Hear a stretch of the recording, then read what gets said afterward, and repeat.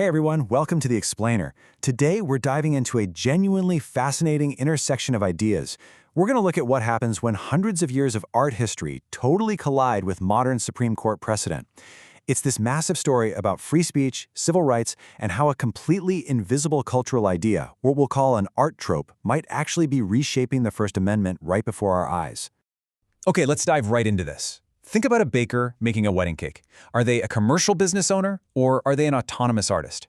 Now that might sound like a pretty simple question, but it actually represents a profound legal border war. On one hand, you've got a commercial vendor who is selling goods to the general public. But on the other hand, you have a creator expressing their own unique personal vision. And the way the law chooses to see this person, well, it has absolutely massive implications for how everyday businesses are regulated in our society. To guide us, our journey today is grounded in some brilliant legal scholarship by Sonia G. Buneau over at the Georgetown University Law Center. In her paper, The Romantic Author as Compelled Speaker, she presents a really compelling thesis. She argues that a deeply ingrained cultural trope from the art world is invisibly tipping the scales in constitutional law, specifically in cases involving public accommodations. So we're going to unpack exactly how that's happening. Here's a quick roadmap for how we'll navigate all of this today. First, the masterpiece cake shop conflict. Then, the birth of the romantic author. Next, the right not to speak, followed by when art meets law. Finally, we'll look at erasing the customer and wrap up with the broader implications. Part 1. The masterpiece cake shop conflict. And this brilliantly illustrates where all this theory hits reality. This clash came to a huge head at the Supreme Court back in 2018 with the masterpiece cake shop case. You might remember it. Jack Phillips, a bakery owner, declined to make a custom wedding cake for a same-sex couple, Charlie Craig and Dave Mullins, citing his sincere religious beliefs. Now, look at the left side of this conflict. You have the baker's claim to expressive autonomy. He's arguing that forcing him to design this cake straight up violates his First Amendment free speech rights. But then, on the right side, we have equal access to goods. This is the state's interest backed by a neutral public accommodation law, which is meant to ensure all citizens get equal access to the public marketplace, totally free from discrimination. It is a genuine, high-stakes clash of constitutional values. Part 2. Birth of the Romantic Author. To really understand how the Supreme Court wrestles with this clash, we actually need to pull the camera way back, like centuries back. We need to meet this hidden character that's secretly influencing the law. You see, the artists, as we picture them today, they didn't always exist. Let's walk through this timeline. Back in the late Renaissance, creators were mostly seen as highly skilled laborers or artisans working within a strict guild system. Then, moving into the 18th century, art academies start forming, and we begin to see a real split between everyday craft and fine art. But it's the 19th century where things really shift. The Romantic movement comes along and redefines creation entirely. It's no longer just a learned skill or imitating the real world. It becomes pure internal self-expression. The artwork is suddenly a mirror of the creator's soul, completely severed from any utilitarian purpose or commercial value. Finally, jump to the post-World War II era. Think of abstract expressionist painters like Jackson Pollock. Pollock literally flinging paint onto a canvas became the ultimate cultural embodiment of the autonomous, solitary genius. A creator acting entirely on their own, guided only by their internal imagination, and standing totally apart from society and the marketplace. Part 3. The right not to speak.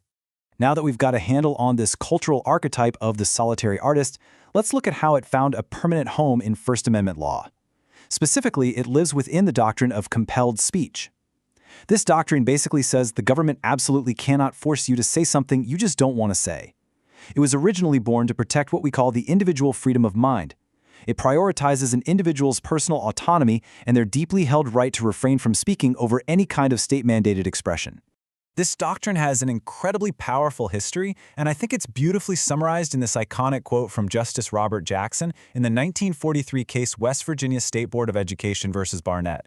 He wrote this: "If there is any fixed star in our constitutional constellation, it is that no official, high or petty, can prescribe what shall be orthodox in politics, nationalism, religion, or other matters of opinion." It's just a profound statement, right? But it's also absolutely vital to remember the context here. The Barnett case originally protected Jehovah's Witness children in public schools from being forced by the government to salute the American flag and recite the Pledge of Allegiance, because doing so violated their religious beliefs. So, at its core, this was originally about protecting vulnerable individuals from ideological indoctrination by the state. Part 4. When art meets law.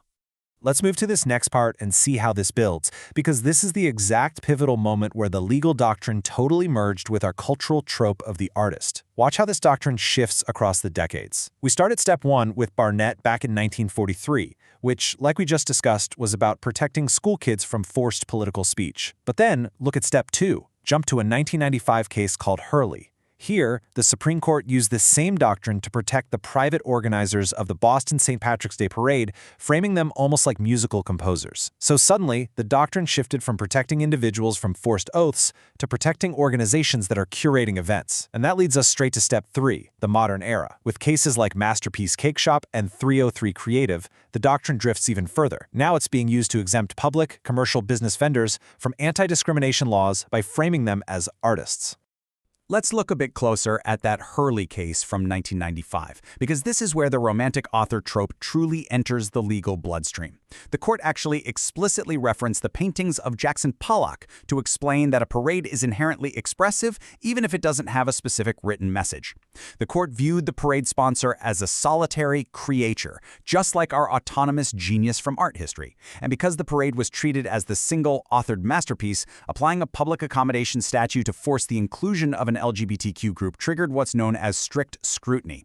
That is the absolute highest level of judicial review, and using it elevated the organizers' expressive autonomy completely above a neutral anti-discrimination law.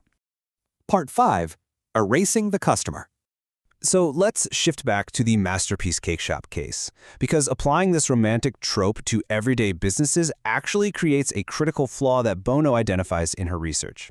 While the Supreme Court ultimately decided that specific case on pretty narrow grounds, Justice Clarence Thomas wrote a concurring opinion focusing entirely on free speech. By casting the baker solely as an artist, Justice Thomas's concurrence elevated the baker's internal, subjective experience above absolutely everything else. He focused heavily on the baker's internal creative process, sketching designs on paper, mixing frosting, sculpting the cake. He legally analyzed the bakery not as a retail store on a street corner, but as if it were an isolated art studio where a solitary genius was quietly at work. So the crucial point is this. The romantic author trope completely masks the reality of a highly social commercial bakery that is governed by public accommodation laws. I mean, think about the difference for a second.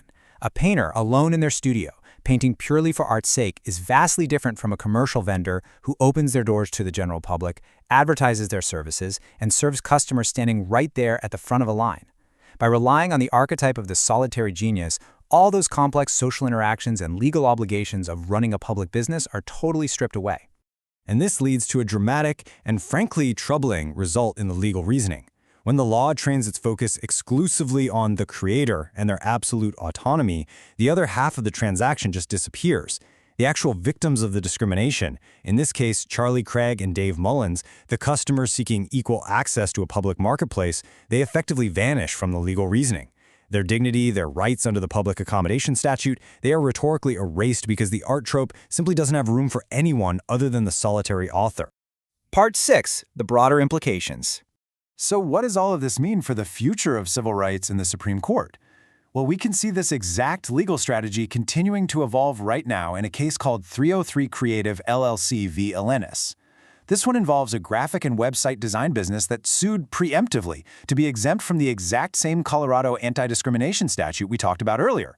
And what's really remarkable here is that the erasure of the customer is absolute in this scenario, because the designer actually sued before any same-sex couple had even requested a wedding website. Literally no customer had been turned away yet. Taking the romantic author trope to its logical extreme, this normalizes a system where courts might start applying strict scrutiny to general neutral business regulations simply because the business happens to sell a product that involves some level of expression. Now, this leaves us with a truly profound question to think about. In a modern economy where so many businesses, from photographers and florists to graphic designers and beyond, sell customized creative services, what actually happens to civil rights? If commercial vendors are legally treated as solitary romantic authors, whose expressive autonomy overrides all else, what happens to the public accommodation laws designed to ensure everyone can participate equally in the public square? It is a delicate, high-stakes balance for sure, and the cultural tropes we use to frame the debate might just be exactly what decides the final outcome. Thanks so much for joining me on this explainer, and I'll catch you next time.